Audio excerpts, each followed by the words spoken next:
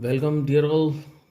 Very short type chapter number 3 question number first को देखते हैं। इस पोटेंशियल स्केलर और वेक्टर क्वांटिटी आपको अच्छी तरह से पता है। इलेक्ट्रिक पोटेंशियल है कि स्केलर क्वांटिटी है, वेक्टर नहीं करना। जबकि इलेक्ट्रिक फील्ड की पूछते तो उसको कैसी क्वांटिटी देते हैं, वेक्टर, और वी को कैसे देते हैं, स्केलर। ध्यान रखिएगा। दूसरा, डिफाइन पोटेंशियल। तो डिफाइन पोटेंशियल के लिए हम क्या करें कि हमें एक फॉर्मूला अच्छी तरह से पता है, मास्टर फॉर्मूला इस चैप्टर में जो लगता है बार बार, वो ये है, del V is equal to W upon Q not.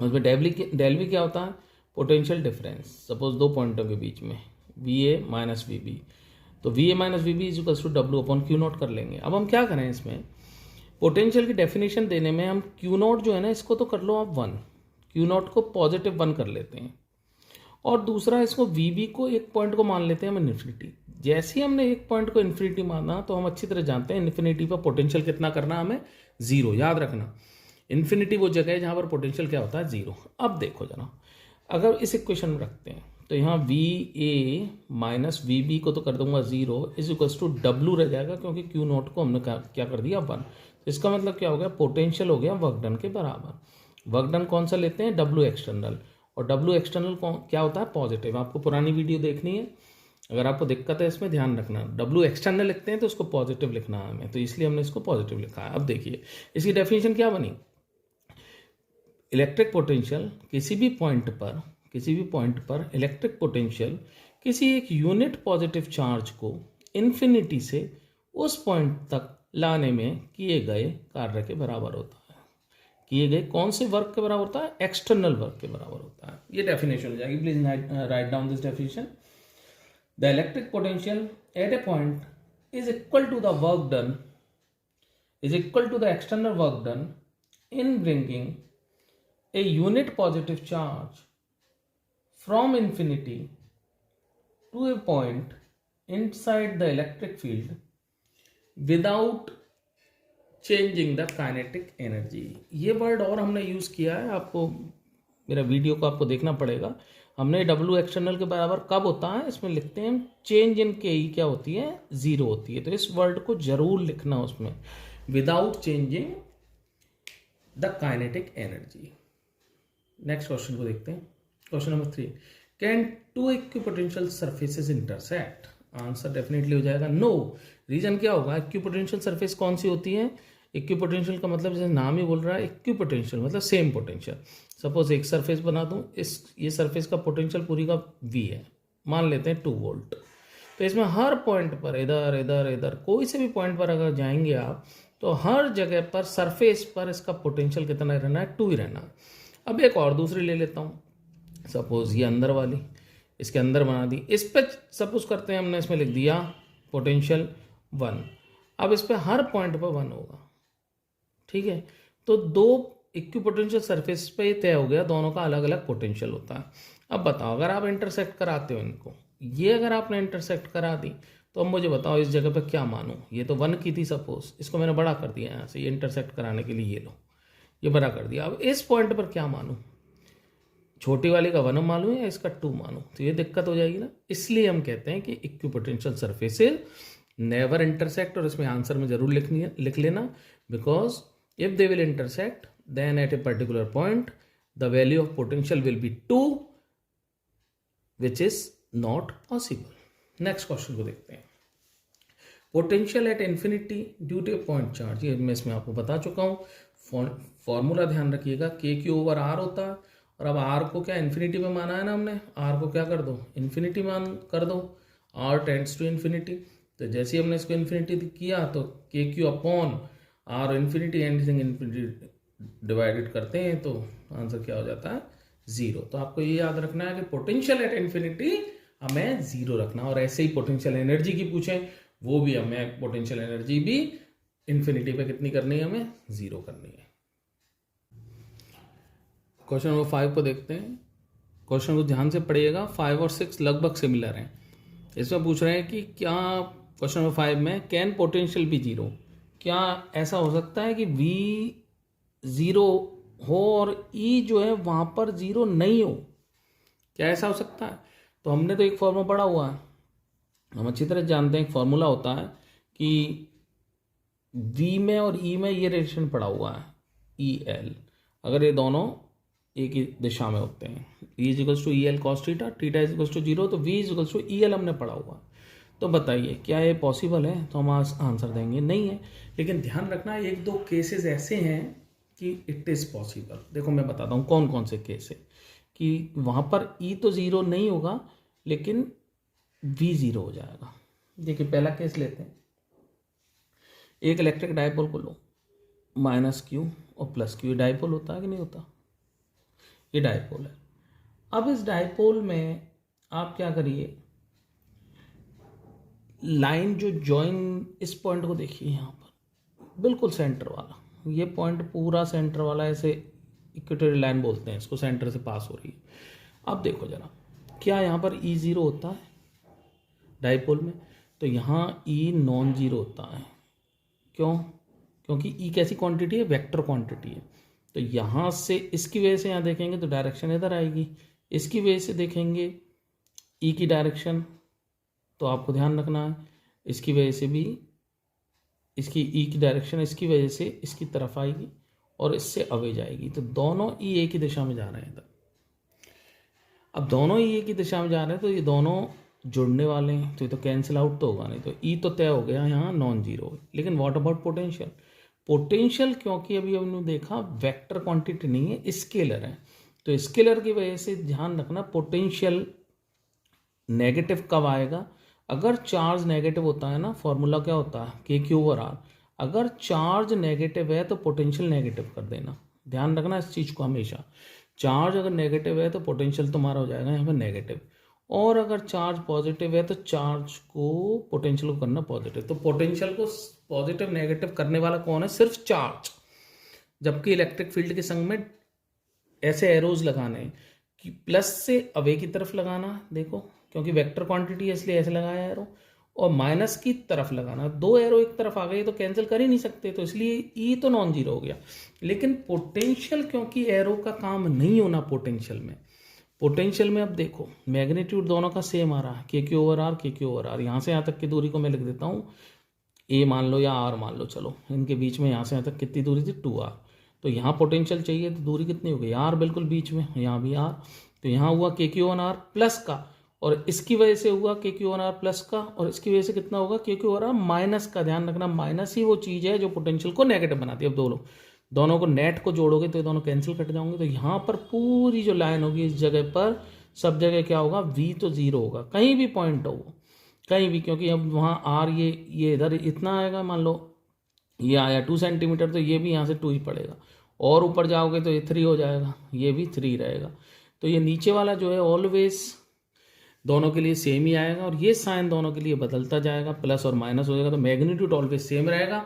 इससे हम कहेंगे कि पोटेंशियल 100% इस पूरी लाइन पर क्या होगा? जीरो, जबकि E जीरो नहीं होगा। तो आपको ध्यान रखना है। दूसरा क्वेश्चन को जरा इसको देखो, कैन इलेक्ट्रिक फील्ड भी zero but potential non zero? या उल्टा कर दिया। अब इसमें पूछा है कि क्या E इज इक्वल्स टू, ऐसा पॉसिबल है क्या E जीरो हो लेकिन V जीरो नहीं हो? क्या पॉसिबल है? तो अगर आप इसमें कंफ्यूज हो जाएंगे। दोनों क्वेश्चन बहुत इंपॉर्टेंट है और बहुत ही वेटेज रखते हैं और आपको समझना है। तो ये भी पॉसिबल है जी, बिल्कुल ऐसा है। तो आप इसमें क्या करना है, इसमें एक चार्ज स्फीयर लेना, कंडक्टिंग।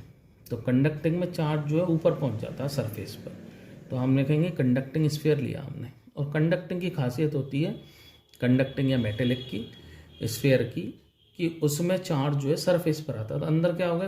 Charge zero. तो अंदर चार्ज जीरो होती है, तो यहाँ अंदर हर जगह क्या होता है? E जीरो होता है, लेकिन V जो अंदर होता है वो नॉन जीरो होता है, और किसके बराबर होता है? V सरफेस, यानी सरफेस पे जो V होगा वो ही अंदर हर जगह पर V होता है। ये याद रखना अच्छी तरह से, दोनों केसेस को देख लो, समझ लो अच्छी तरह से, और उसको लर्न कर लीजिए, कहीं कॉपी में नोट कर लीजिए। नेक्स्ट क्वेश्चन को देखते हैं। How much work is done between points at 10 centimetre on equivalent surface on moving 200 microcoulomb charge? तो हम तो इसमें अच्छी तरह जानते हैं, इस क्वेश्चन में कह रहे हैं कि कितना काम करना पड़ेगा आपको अगर 200 माइक्रोकूलम का चार्ज को 10 सेंटीमीटर तक चलाना है। अब देखो जरा, हमारे पास तो फॉर्मूला एक ही है, स्टैंडर्ड फॉर्मूला क्या है कि change in potential is equals to work done upon वो जो चार्ज होता है, यही होता है। अब देखना जरा, change in potential, work done, charge कितना है 200, लेकिन जरा इसको 200 माइक्रो कूलम को चेंज कर लेना 10⁻⁻6 करके। अब देखो जरा, ये चेंज इन पोटेंशियल हमें तलाशना है, तो यहाँ लिख रहा है इक्विपोटेंशियल। इक्विपोटेंशियल का मतलब क्या होता है, नाम ही बोल रहा है। इक्विपोटेंशियल मतलब वो सरफेस जिसमें हर जगह पर पोटेंशियल सेम हो। अब बताना, यहाँ पर पोटेंशियल 2 है, यहाँ पर पोटेंशियल 2 है, डेल भी कितना हो जाएगा 0। तो यहाँ आंसर क्या हो जाएगा 0 = W/this। तो W कितना हो जाएगा 0। तो इस क्वेश्चन से हमें याद रखना है कि इक्विपोटेंशियल सरफेस पे अगर हम वर्क डन कराते हैं, किसी भी चार्ज को मूव कराते हैं, तो वो ऑलवेज 0 होता है और आपको एक्सप्लेन करना पड़ेगा ऐसे पूरा। क्वेश्चन नंबर 8 को देखिए, शेप ऑफ इक्विपोटेंशियल सरफेस पूछ रहे हैं due to a point charge और यूनिफॉर्म इलेक्ट्रिक फील्ड। क्वेश्चन को इंपॉर्टेंट क्वेश्चन है, पहले आ चुका है बोर्ड में, जरा देखो इसको। पॉइंट चार्ज का मतलब होता है खाली +Q ऐसे रखा हुआ, या -Q भी हो सकता है। -Q भी ले लेते हैं, +Q भी ले लेते हैं। अब इससे देखो इक्विपोटेंशियल सरफेस कैसी बनानी है, इसमें शेप पूछी है। शेप क्या, गोले बनाना, एक गोला, दूसरा गोला, तीसरा गोला। ये सारी शेप कैसी होती हैं, इक्विपोटेंशियल सरफेस दोनों के लिए सेम हो जाएंगे। ऐसे 1 2 3 गोले बना देना आप, बिल्कुल रेडियस जो है ऐसी दिखाते हो। शेप ड्रॉ करनी है तो आप कैसे लिख सकते हो इसको, ये कैसी शेप आ रही है, कॉन्सेंट्रिक स्फीयर। ये सर्कल नजर आ रहा है पर कैसा है, इसको घेरे हुए चारों तरफ से बन रहा है, तो इट इज स्फीयर की शेप आ रही है। 1 स्फीयर, 2 3, सो मेनी स्फीयर्स। आपको शेप खाली ड्रॉ करनी थी। पॉइंट चार्ज की वजह से तो ऐसी शेप बनानी है। और दूसरा पूछा है, ये तो हो गया ए। दूसरा पूछा है यूनिफॉर्म इलेक्ट्रिक फील्ड लाइंस। तो इलेक्ट्रिक फील्ड लाइंस को यूनिफॉर्म को कैसे दिखाते हो, ऐसे दिखाते हो ना, ये इक्विडिस्टेंस और सीधी। अब इसमें क्या करना, आप कुछ मत करना, इसमें सीधी एक बस एक लाइन ऐसी ड्रॉ कर देना वर्टिकल, 1 2 3 जितनी चाहो। तो ये सारी ऐसी उस पर, ये इक्विपोटेंशियल सरफेस है और उस पर लिख देना ये क्या है, इक्विपोटेंशियल सरफेस। इक्विपोटेंशियल सरफेस है दोनों ही, इसके लिए हमने दिखा दी। और ये भी क्या है, सब equipotential surfaces. 1 2 3 all are equipotential surfaces. और इसमें भी इसको कर दो 1 2 3, ये तीनों क्या है, इक्विपोटेंशियल सरफेसेस। और इसमें एक चीज़ और ध्यान रखो, अगर अच्छा है आपको, कि अगर वो पूछते हैं कि ये बताना कौन सा पोटेंशियल ज़्यादा है, तो आप एक चीज़ का ध्यान रखना हमेशा, ये जो लेफ्ट टू राइट जा रहे हो ना आप ऐसे, तो ये पोटेंशियल को कम ही करता है। यानी कि पोटेंशियल एट 1 सबसे बड़ा है, पोटेंशियल एट 2 उससे छोटा, और सबसे छोटा कौन सा हो जाएगा, पोटेंशियल एट 3। तीनों में ही, इसमें भी पास वाला ज़्यादा, दूर जाने पर पोटेंशियल घटता जाता है। ध्यान रखिएगा। क्यों, कैसे पता घटता जाता है, फॉर्मूला तो पता ही है हमें, V=KQ/R। जैसे दूर जाएंगे तो R बढ़ेगा ना, R बढ़ेगा तो ये घटेगा। तो आप याद रखना, जैसे दूरी बढ़ती जाती है वैसे ही पोटेंशियल घटता जाता है। नेक्स्ट क्वेश्चन को देखो, व्हाट इज पोटेंशियल एनर्जी। अब ध्यान रखना, अब ये कौन सा स्टार्ट हो गया, पोटेंशियल एनर्जी। पोटेंशियल खत्म हो चुका है, पोटेंशियल का क्वेश्चन नहीं है ये, क्वेश्चन कौन सा, पोटेंशियल एनर्जी का। तो पोटेंशियल एनर्जी को हम रिप्रेजेंट करते हैं यू से। फॉर्मूला याद रखना है इसमें, बस आप और कुछ मत करना, खाली फॉर्मूला याद है तो आपका काम हो जाएगा। ये सिंपल सा फॉर्मूला है, जहाँ ये थीटा कौन कौन के बीच में एंगल है, पी और ई के बीच में। या पी क्या है, पी को ध्यान रखना, पी क्या है यहाँ पे, डाइपोल मूवमेंट। पी का मतलब क्या है यहाँ पे, 2QA, ठीक है, 2QA। और यहाँ Q क्या है, चार्ज, और 2A क्या है, दो चार्जों के बीच की दूरी। ये -Q +Q लिख देते हैं डाइपोल के लिए, तो 2A मानी हुई है। बहुत बुक में हो सकता है आपकी में QA भी लिखा दिखे, तो वो भी करेक्ट है। QA का मतलब क्या है, अब ये दूरी को हमने कितना कर दिया, A।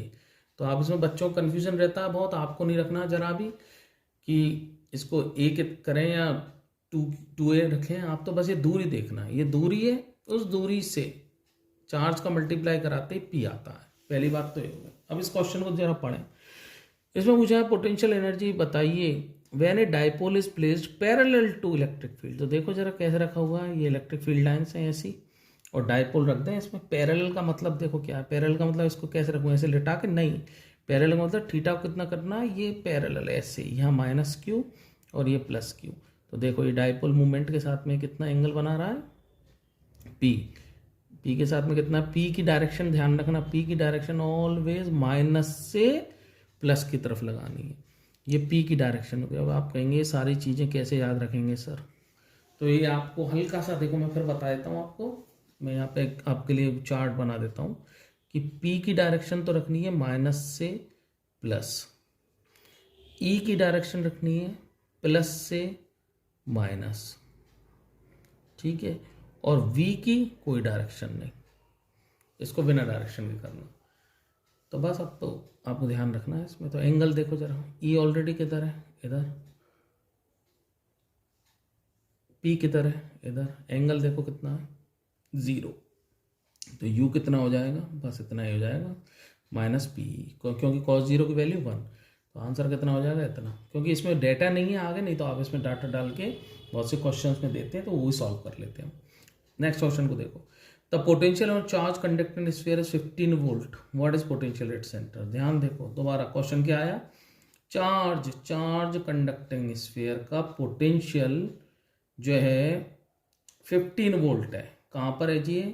ये 15 वोल्ट एट सरफेस है, सरफेस पे दिया हुआ है कितना? 15 वोल्ट। अब पूछ रहे हैं सेंटर पर कितना होगा। तो आप डेफिनेटली आंसर को अगर 0 कर रहे हैं तो गलती मत करिएगा, ई अंदर 0 करना है, जबकि वी को मैंने अभी बताया, वी को सरफेस के बराबर ही रखना है। तो पूरे हर जगह पर वी सरफेस के बराबर ही। तो सरफेस पे 15 वोल्ट है तो अंदर सब जगह कितना होगा? 15 वोल्ट। तो सेंटर पे भी कितना होगा? 15 वोल्ट। क्वेश्चन नंबर 11 को देखिए।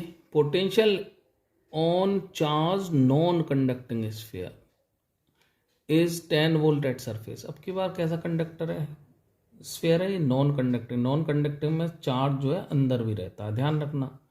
तो इसमें पूछा है सेंटर पर पोटेंशियल कितना होगा यदि सरफेस पर पोटेंशियल है 10 वोल्ट। तो यहाँ आप 0 मत, यहाँ पे आप 10 वोल्ट मत कर देना, ध्यान रखना। पिछले क्वेश्चनों में क्या था? वो कंडक्टिंग था। कंडक्टिंग में जो सरफेस पे होता है वही करना है, लेकिन अब इसमें नॉन कंडक्टिंग में क्या करना है? कुछ नहीं करना आपको, बस ध्यान रखना सेंटर पर कितना होता है?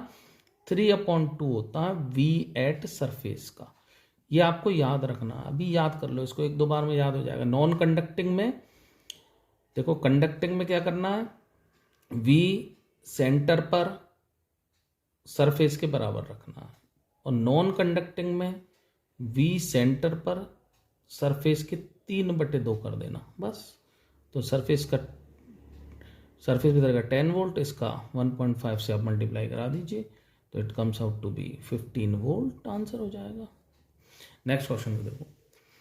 v is equals to 2x², calculate e। अब ध्यान रखना, v की वैल्यू जब भी आपको ऐसी दिखे, x² वाली, है ना, v की वैल्यू, अब तक तो आपने क्वेश्चन देखे हैं, देखो v 10 वोल्ट वगैरह कुछ इस तरह से लिख रहा है, लेकिन v के साथ में जब भी x वगैरह कुछ दिखे तो कुछ मत करना, आप उसका ग्रेडियंट निकालना।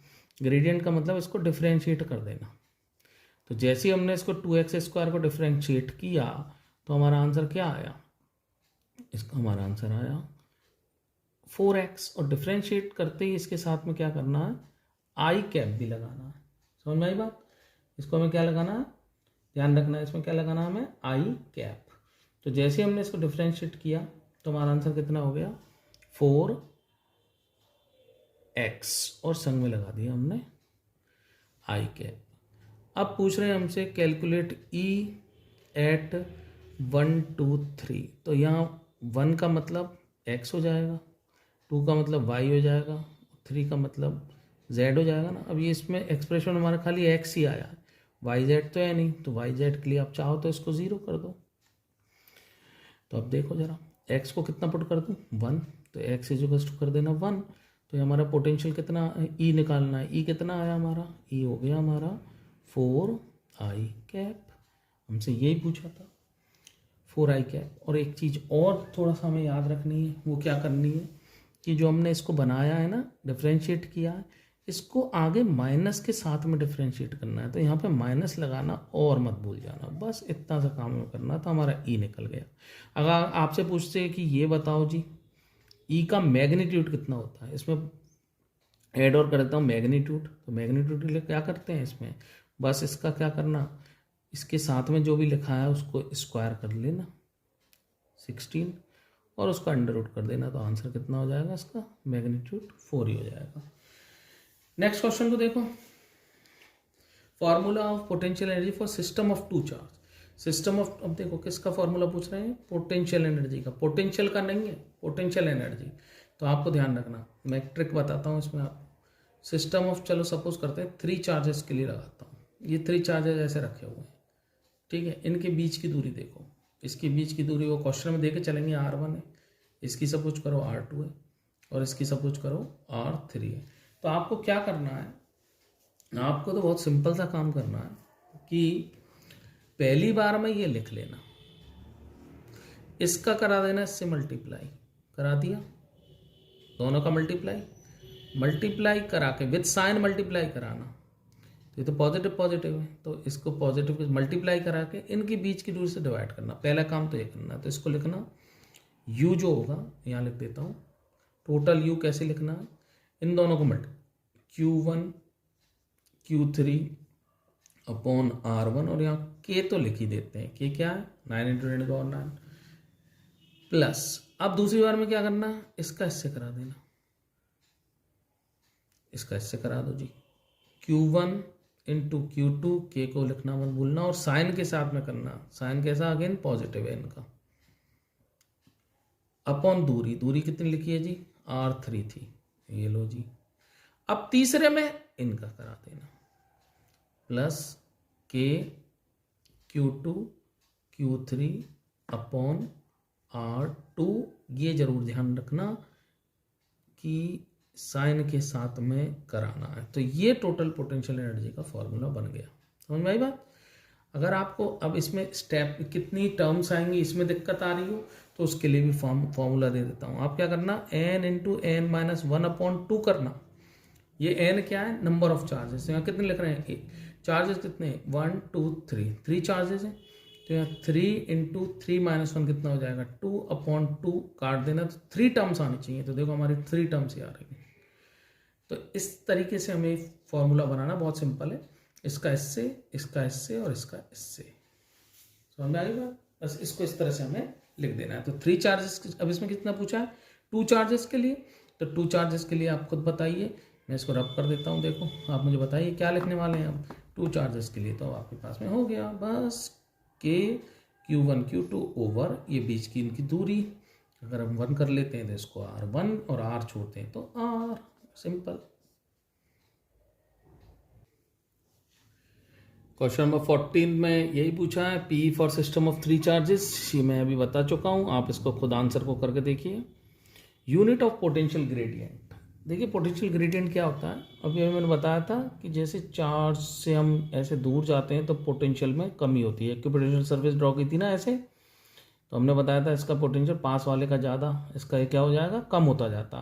तो ये कह रहे हैं कि ये दूर जाने पर कमी होती है ना पोटेंशियल की, तो पोटेंशियल की दूरी के साथ में जो कमी होती है उसको हम पोटेंशियल ग्रेडियंट बोलते हैं।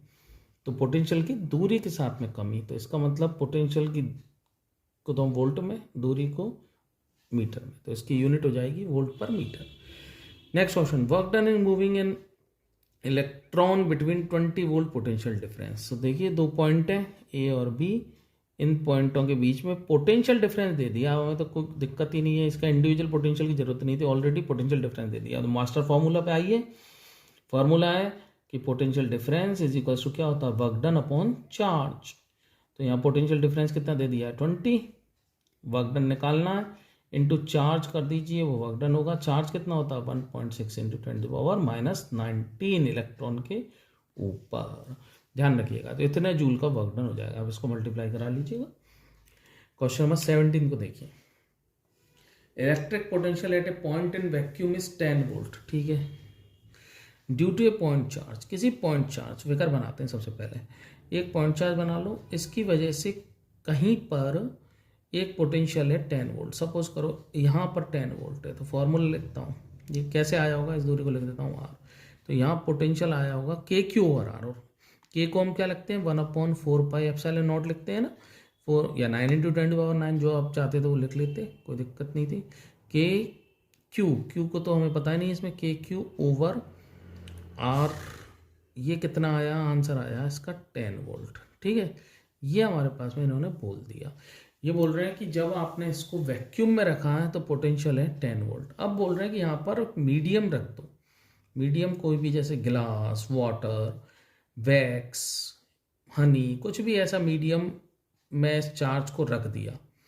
अब चार्ज को रखा, अभी मीडियम का ये दे दिया एप्सिलॉन आर। ध्यान रखना डाइलेक्ट्रिक कांस्टेंट कितना दिया हुआ है इसका 2, इसका पूरे का मीडियम का कितना दिया हुआ है 2। अगर इतना ये दे दिया, आप बोल रहे हैं बताओ जरा पोटेंशियल कितना होगा। तो आपको ध्यान रखना जैसे डाइलेक्ट्रिक कांस्टेंट रखते हैं ना तो पोटेंशियल और इलेक्ट्रिक फील्ड सारी वो दोनों क्या हो जाती है, कम हो जाती है। तो रिलेशन क्या होता है, रिलेशन होता है V जो होता है मीडियम का वो हो जाता है पोटेंशियल, वैक्यूम के पोटेंशियल से एप्सिलॉन आर टाइम कम। तो देखो जरा V कितना हमारा वैक्यूम का 10 वोल्ट दे रखा है और एप्सिलॉन आर कितना दे रखा है 2, तो आंसर कितना हो जाएगा 5 वोल्ट। ये ध्यान रखना, दोनों फॉर्मूले लिख देता हूँ। E medium, electric field medium भी पूछी हो तो आपको एप्सिलॉन आर का डिवाइड कर देना है। अब ये ड्राइव कैसे होता है, ये भी बहुत सिंपल सा है, आप इसको ज़रा सा देख लेंगे। यहाँ पर हम इसमें एप्सिलॉन आर करके इसको ड्राइव भी कर सकते हैं, but due to lack of time it is not possible here. तो आप इसको ये ध्यान रख लेंगे, रखने का काम हमें करना है। आपको ध्यान रखना है एप्सिलॉन आर का डिवाइड मारना है, मतलब उसको कम करना। V और E दोनों मीडियम में कम हो जाते हैं, ये ध्यान रखिएगा, और वैक्यूम में दोनों मैक्सिमम रहते हैं। अब देखिए नेक्स्ट क्वेश्चन को देखिए। Work done in rotating a dipole in electric field from 0 degree to 180 degree. अब देखो एक और वर्क डन का क्वेश्चन हो गया।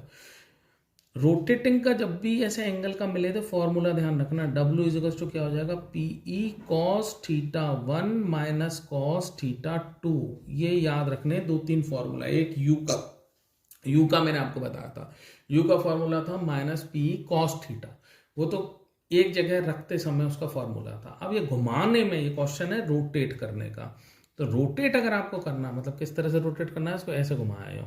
तो देखो मैं अपने इस फिगर में स्पेस बना लेता हूँ जरा, लेट मी, मैं इसको रब कर देता हूँ, यहाँ आपको दिखाता हूँ, इसको रब कर देता हूँ, लेट मी रब इट। अब देखो जरा इसमें क्या हुआ, इस क्वेश्चन को यहाँ पर इलेक्ट्रिक फील्ड लाइन्स बना देता हूँ। इसमें एक कोई डायपोल को रखा हमने, तो डायपोल को कहाँ से कहाँ पे रखा 0 डिग्री, तो 0 डिग्री पोजीशन तो ये हो गई ना डायपोल की, -Q और +Q, मतलब ये इस तरह से रखा हुआ है, माइनस इधर की तरफ, Q इधर की तरफ। ऐसे कैसे जाना हमने रखा हुआ है, क्योंकि थीटा इजिकल्स टू 0 है, और थीटा इजिकल्स टू 0 कब आएगा, जब P और E दोनों पैरेलल हो। P अभी मैंने बताया था माइनस से Q की तरफ P, डायपोल मोमेंट। अब इसको घुमाया, तो इसको घुमाया ऐसे ही पेन रखा हुआ है जैसे ऐसे, इसको घुमाइए टक टक टक टक टक टक, ऐसे घुमाया। कितना घुमाया इसको, यूँ घुमाते घुमाते कितना ले गए इसको 180, यहाँ तक पहुँचा दिया, मतलब इसको पलट के घुमा के कहाँ ले गए, यहाँ। ये ऐसा हो गया। इतने में वर्क डन आपने कितना किया ये पूछ रहे थे। फॉर्मूला इसका ये होता है, तो बस फॉर्मूला ये होता है, इसमें पुट कर दीजिए वैल्यू। P तो रहने दीजिए इसमें, cos थीटा 1 कितना था, शुरू में 0 था, तो cos 0 की वैल्यू 1। अब cos थीटा 2 कितना हो जाएगा 180, कितना घूम गया अभी एंगल, कितना फॉर्म हो गया 180, और 180 की वैल्यू कितनी होती है -1, cos के साथ में ध्यान रखना, तो ये कितना हो जाएगा 1 + 1। तो आंसर क्या हो जाएगा इसका 2PE। नेक्स्ट क्वेश्चन को देखते हैं 19th को। इसमें दिया है इलेक्ट्रिक पोटेंशियल ऑफ अर्थ। तो ध्यान रखना इलेक्ट्रिक पोटेंशियल, देखो अर्थ बनाता हूँ मैं, अर्थ बनाते हैं तो अर्थ में आप जानते हो चार्ज आते हैं, बिजली कड़कती है, वो सब आती है अर्थ के ऊपर ही आती है, तो इट्स डेफिनेटली चार्ज इसके अर्थ के ऊपर रहता है, तो चार्ज की वजह से डेफिनेटली पोटेंशियल आएगा। अब देखना जरा, अर्थ की रेडियस तो बहुत ज़्यादा है ना, रेडियस बहुत ज़्यादा है, 6400 किलोमीटर है अर्थ रेडियस, तो ये लगभग हम इसको बोल सकते हैं बहुत इन्फिनिटी हो गई। फॉर्मूला देखो KQ/R। अब जरा एक चीज़ को देखो आप, यहाँ R को हम नियरली क्या मान सकते हैं, रेडियस को इन्फिनिटी, तो जैसे ही हमने इन्फिनिटी माना तो KQ/इन्फिनिटी किया, तो पोटेंशियल कितना निकल के आया 0। तो हमें ध्यान रखना है पोटेंशियल अर्थ की सरफेस पर हमें कितना करना है, तो 0, और दूसरा पोटेंशियल 0 कहाँ होता है, इन्फिनिटी पर। ये दोनों पॉइंटों को ध्यान रखिएगा। आपसे पूछेंगे क्वेश्चन में कि 2 ऐसे पॉइंट बताओ जहाँ पर पोटेंशियल 0 होता है, तो एक तो लिख देना अर्थ की सरफेस, और दूसरा लिख देना पोटेंशियल इज 0 एट इन्फिनिटी। दोनों जगह पर पोटेंशियल 0 हो सकता है एक पॉइंट चार्ज की वजह से। क्वेश्चन नंबर 20 को देखो। इसमें दिया हुआ v is equal to 4x3y e बनाना है, तो मैंने आपको अभी बताया आपको क्या करना है, इसका डिफ्रेंशिएशन करना है पार्शियल वाला। अभी देखो v जब भी x और y के साथ में दिखे तो डिफ्रेंशिएशन करना। पहली बार में 4x ले लो और माइनस लगाना मत भूल जाना, तो इसका डिफ्रेंशिएशन क्या होगा x के साथ में, इसका x के साथ में हो जाएगा -4 और i लगा दो। दूसरी बार में भी डिफ्रेंशिएशन करो, अब की बार में किसके साथ में करो, y के साथ में। अब की बार y ले लो, तो y के साथ में जैसे डिफ्रेंशिएशन करेंगे तो यहाँ क्या हो जाएगा 3y, उसको छोड़ देना, ये खास डिफ्रेंशिएशन है इसमें, उसको छोड़ देते हैं दूसरे को। इसमें अगेन क्या लिखा, माइनस के साथ में कितना रह गया -3 और y के साथ में क्या लगा देना j, दोनों को जोड़ के लिख दो तो वो बन जाता है e इज इक्वल टू क्या बन गया -4 i कैप -3 j कैप। अब पूछा e कितनी होगी, अब x और y तो हमारे आई नहीं है इसमें जो पुट करें इन वैल्यूज को, अगर यहाँ x आ जाते तो आप पुट करते, अब x y है ही नहीं तो हमें तो कोई दिक्कत ही नहीं है इसमें पॉइंट की पुट करने की। यहाँ पे क्या है x है ही नहीं यहाँ पे, और यहाँ भी y नहीं है तो it is independent of X Y, तो हमें ये पुट करने की बिल्कुल ज़रूरत नहीं है। जैसे पहले क्वेश्चन में तो x आ गया था तो हमने पुट किया था। अब जो e पूछा है, e का हमें क्या करना है, e निकालनी है, तो e वेक्टर में निकाल दिया। और मैंने आपको बताया था इसको कैसे निकालना है, इसका स्क्वायर कर देना 16, इसका स्क्वायर कर देना 9 और अंडर रूट कर देना, तो आंसर क्या हो जाएगा इसका 5। तो e इज इक्वल टू कितना हो जाएगा 5। ये ध्यान रखिएगा जरूर, इस तरह से इस क्वेश्चन को करते हैं और संग में आप इसकी यूनिट भी लिखते ना, वोल्ट पर मीटर, ये वोल्ट में है, ये मीटर में, इसलिए वोल्ट पर metre. I hope it is clear to you. Thank you for watching this video. जल्दी मिलते हैं आपसे शॉर्ट आंसर्स के टाइप साथ में। Till then take care, bye for now.